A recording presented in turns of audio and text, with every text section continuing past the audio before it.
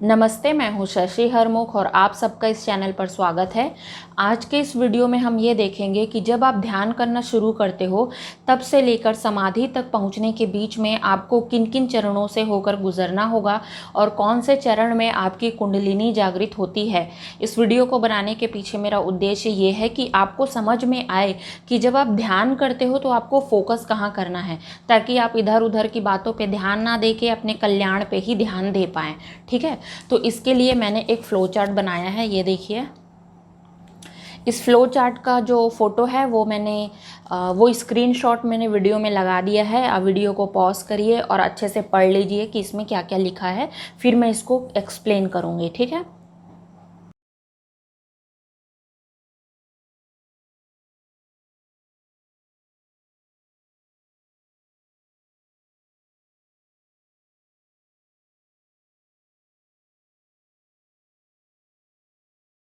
ठीक है, तो फिर हम इसको समझना शुरू करते हैं कि ये क्या है। देखिए, ये है ईश्वर प्राप्ति, मैंने लिखा है, जो कि अध्यात्म का हाईएस्ट गोल है। ठीक है, ईश्वर प्राप्ति को आप मोक्ष बोलते हो, मुक्ति बोलते हो, आत्मज्ञान बोलते हो, ब्रह्म ज्ञान बोलते हो, मैं शून्यता बोलती हूँ और शिव दर्शन भी बोलती हूँ। ठीक है, तो ये हाईएस्ट लेवल पे अध्यात्म के किसी भी रास्ते से अगर आप चलें तो आप यहाँ पे पहुँच सकते हैं। मार्ग बहुत कठिन है, बिल्कुल आसान नहीं है, लेकिन हाँ, किसी भी मार्ग से आप पहुंच सकते हैं। ठीक है, तो यहाँ पे एक मार्ग जो है वो ध्यान का मार्ग है और दूसरे अन्य मार्ग भी हैं। भक्ति का मार्ग है, ज्ञान मार्ग है, कर्मों के द्वारा भी आप आध्यात्म के राह पर चल सकते हैं। तो वो सारे मार्ग को मैंने यहाँ पे अन्य मार्ग करके यहाँ पे लिख दिया है। ठीक है, ये ऐसा क्यों लिखा है ये मैं आपको आगे बताऊंगी। तो ध्यान मार्ग में जब हम ईश्वर प्राप्ति के बारे में बात करते हैं, जब हम ध्यान करने के लिए बैठते हैं, तो ध्यान का हाईएस्ट गोल होता है समाधि। और समाधि भी बहुत सारे भागों में बटा हुआ है। तो समाधि का जो वर्गीकरण है वो मेनली ये 2 वर्गीकरण है। ये जो सारा वर्गीकरण है ये मैं महर्षि पतंजलि की जो बुक है योग सूत्र, उससे यहाँ पे उससे पढ़ के ही मैं यहाँ पे लिखी हूँ। ठीक है, आपको एक और फैक्ट मैं बताना चाहूँगी कि महर्षि पतंजलि की जो बुक है योग सूत्र, वो ओरिजिनली संस्कृत में लिखी हुई है ना। तो बहुत सारे अनुवादक ने उसे अपने अपने हिसाब से अनुवाद किया है, हिंदी में, इंग्लिश में। तो जहाँ अगर अलग अलग लोगों की बुक को आप पढ़ेंगे ना तो उसमें ये वर्गीकरण तो आपको मिलेगा, लेकिन इसकी जो इंडिविजुअल जो परिभाषाएं हैं, जैसे इसकी इसकी इसकी अलग अलग जो परिभाषाएं हैं, उसमें आपको थोड़ा थोड़ा सा ना फ़र्क मिलेगा। ठीक है, किसी में कुछ लिखा होगा, किसी में कुछ लिखा होगा, लेकिन उसका सेंट्रल आइडिया जो है वो सेम ही रहेगा, बट आपको थोड़ा सा वर्डिंग में चेंज लगेगा, थोड़ा सा डिफरेंट हो जाएगा, मैं क्या बोलूँ। तो कहीं पे अगर योग की दूसरी बुक अगर आप पढ़ते हो तो आपको ये मिलेगा कि यहाँ पे जो दूसरा पार्ट मैंने लिखा है निर्विकल्प समाधि, निर्विकल्प को समाधि का हाईएस्ट लेवल होता है, ऐसा लिखा हुआ कहीं पे मिलेगा आपको। कहीं पे मिलेगा कि कुंडलिनी जागरण जो है वो समाधि का हाईएस्ट गोल होता है, ये कहीं पे लिखा हुआ मिलेगा, या बहुत सारे लोग ऐसा बोलते हुए भी आपको मिलेंगे। ठीक है, लेकिन मैं आपको बताना चाहती हूँ कि आप जो है जो लोग बोलते हैं उस पर यकीन ना करें, पहली बात तो। इसलिए ज़रूरी होगा कि आप लोग बुक को पढ़ें, महर्षि पतंजलि का योग सूत्र बुक को ज़रूर पढ़ें, बिल्कुल से पढ़ें, अनिवार्य है आपके लिए पढ़ना। अगर आप ध्यान मार्ग से चल रहे हो तो बिल्कुल पढ़ो, छोड़ना नहीं। ठीक है, तो आप इन सब की परिभाषाएं उसमें से ज़रूर पढ़िए, मेरा सुझाव है। एक बार यहाँ पे भी मैं बताऊँगी आपको। ठीक है, तो मेरा आपको सुझाव है कि जब आप पढ़ेंगे ना तो अनुवादक के अलग अलग अनुवादों में खो मत जाइएगा। ठीक है, आपको एकदम वर्ड बाय वर्ड मीनिंग समझने की ज़रूरत नहीं है। अगर आप ऐसा समझेंगे तो आप परिभाषाओं में खोकर रह जाएंगे। तो उसके सेंट्रल आइडिया को समझने की कोशिश कीजिएगा। ठीक है, सेंट्रल आइडिया ही मैं यहाँ पे बताऊँगी, आपको भी बताने का प्रयास करूँगी, है ना। तो ठीक है, मैं पहले फ्लो चार्ट ही बता देती हूँ। तो ये जो सारा नामकरण है, ये वर्गीकरण है, ये मैंने योग सूत्र जो बुक है उससे लिया हुआ है। अब मैं आपको बताना चाहती हूँ कि ये रेड बॉक्स क्या है। ठीक है, ये रेड बॉक्स में जो मैंने लिखा है ना, इसको ऐसे देखो, ये जो रेड बॉक्स में मैंने लिखा है ना, ये जो ब्लैंक ब्लैंक जो छोड़ा है, ये मैं आपको जैसे जैसे एक एक समाधि का जो परिभाषा बताते जाऊंगी, एक्सप्लेन करते जाऊंगी, तो मैं यहाँ पे बताऊंगी मेरा खुद का एक्सपीरियंस, कैसे ये मन बदला है, ठीक है, कैसे कैसे विचारों से द्वंद्व चलता है, कैसे कैसे आप उससे पार पाओगे, जो मेरा पर्सनल एक्सपीरियंस है वो मैं बताऊंगी। साथ में जो मैंने इसकी परिभाषा का जो सेंट्रल आइडिया लिया है मैं वो भी बताऊंगी। तो ये जो रेड बॉक्स के अंदर की जो चीज़ें हैं ना, वो मैं एक्सपीरियंस और परिभाषाओं को मिलाते जुलाते ही आपको बताऊंगी। अब आपकी इच्छा है, आप इसे ग्रहण करना चाहे तो कर सकते हैं, आप इसे पूरी तरीके से नकारना चाहते हैं तो नकार सकते हैं, आपकी इच्छा है।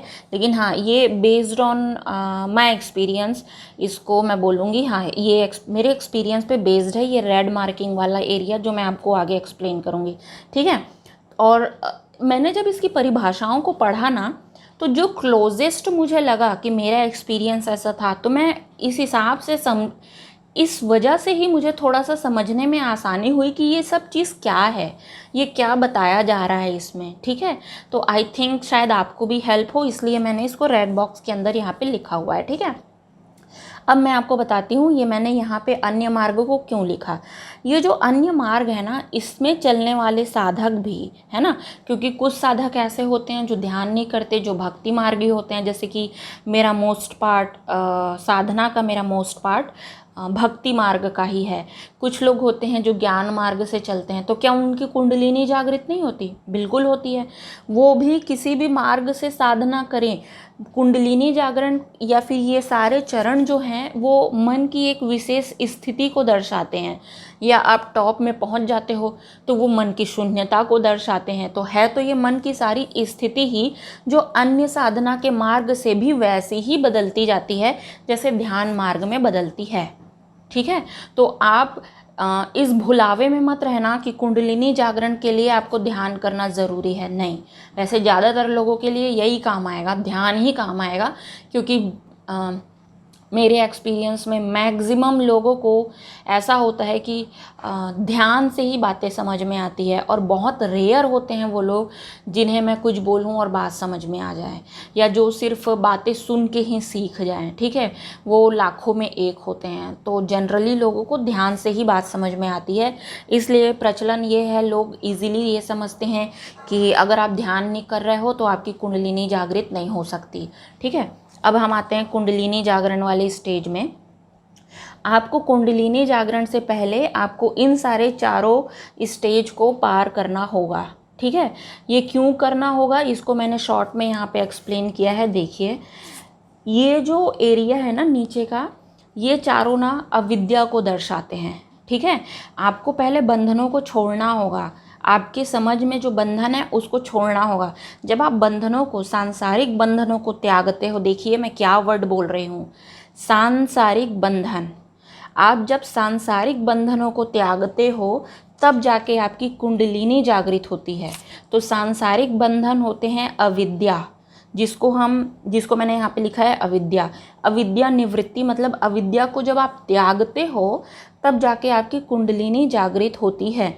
इसे मैंने लौकिक भी लिखा है, लौकिक मतलब सांसारिक, ठीक है। तो सांसारिक जो बंधन है जब आप त्यागते हो तो आपकी कुंडलिनी जागृत होती है, मतलब आपने विद्या को प्राप्त किया।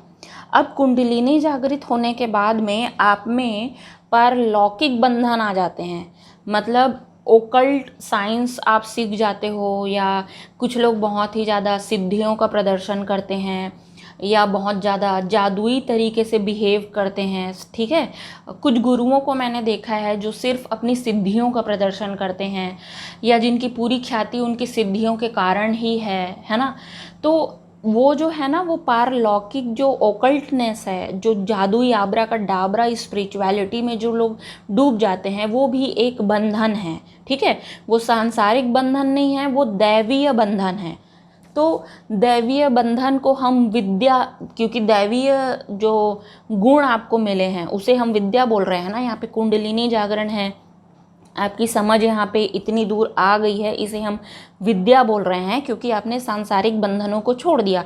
लेकिन सांसारिक बंधनों को छोड़ने के बाद आपने दैवीय बंधनों को ओढ़ लिया अपने ऊपर, तो उसे भी आपको छोड़ना होगा, तब जाके आप शून्यता को प्राप्त करते हो। ठीक है, पिछले एपिसोड में मैंने बताया था कि कुंडलिनी जागरण से पहले एक स्त्री और पुरुष को कितने सारे बदलावों से होकर गुजरना होता है। अगर आप लोग नए हो और वो वीडियो नहीं देखे हो तो यहाँ आई बटन में आप क्लिक करिए, वो वीडियो देख लीजिए।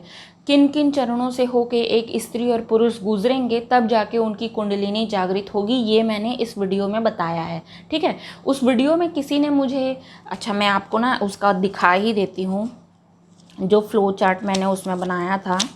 देखिए ये वाला जो उस वीडियो में मैंने बनाया था, ये एक्सप्लेन किया है उस वीडियो में। तो आप यहाँ आई बटन है उसमें क्लिक करके आप इसको देख सकते हो।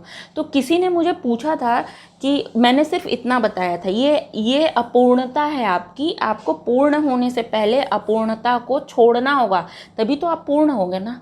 ठीक है, तो पूर्णता और शून्य के बीच क्या है, ये किसी ने मुझे पूछा था, तो इसीलिए आज मैं उसको बता रही हूँ। पूर्णता और शून्य के बीच में ये आता है, ये शून्य है, ये पूर्णता है, उसके बीच में आता है ये पूर्णता है, ये शून्य है, उसके बीच में आता है ये। ठीक है, तो आपको वो वीडियो पहले देखोगे आप तो आपको और अच्छे से समझ आएगा, लेकिन यहाँ पे भी आप समझ सकते हो। ठीक है, तो आज के लिए इतना ही।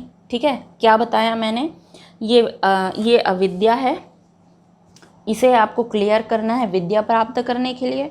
और विद्या प्राप्त करने के बाद दैवीय अविद्या जो आपने ग्रहण कर ली है, या अविद्या नहीं बोलूँगी इसको, विद्या ही है एक प्रकार की, लेकिन ये भी आपका बंधन बनता है क्योंकि आप इसमें आसक्त हो गए हो।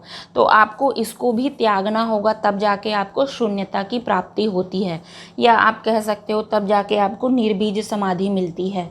ठीक है, तो ये पारलौकिक मतलब संसार के बाहर का जो है, ठीक है, जो दैवीय है, इसका मतलब ये होता है। तो आई होप आपको ये मेरा फ्लो चार्ट समझ आया होगा। नेक्स्ट वीडियो से मैं एक एक करके यहाँ से एक्सप्लेन करना शुरू करूँगी। ठीक है, तो लास्ट में मैं एक और बार आपको बोलती हूँ, आपको क्या फोकस करना है, आप बुक ज़रूर पढ़िए। ठीक है, इसको अच्छे से समझने के लिए, इसको डिटेल में समझने के लिए आप बुक ज़रूर पढ़िए। मैं हाईली रिकमेंड कर रही हूँ बुक पढ़ना, लेकिन आप परिभाषाओं में फंस के मत रहना। ठीक है, आप वो चीज़ को ध्यान देना कि मन कैसे काम कर रहा है, कैसे बदल रहा है। तो आपको बेसिकली ये रेड वाले बॉक्स के अंदर में ध्यान देना है। ठीक है, नाम में नहीं जाना है, नाम की महत्ता क्या है, उसका महत्व क्या है, वो क्यों बोला जा रहा है, उस पर ज़्यादा फोकस करना है।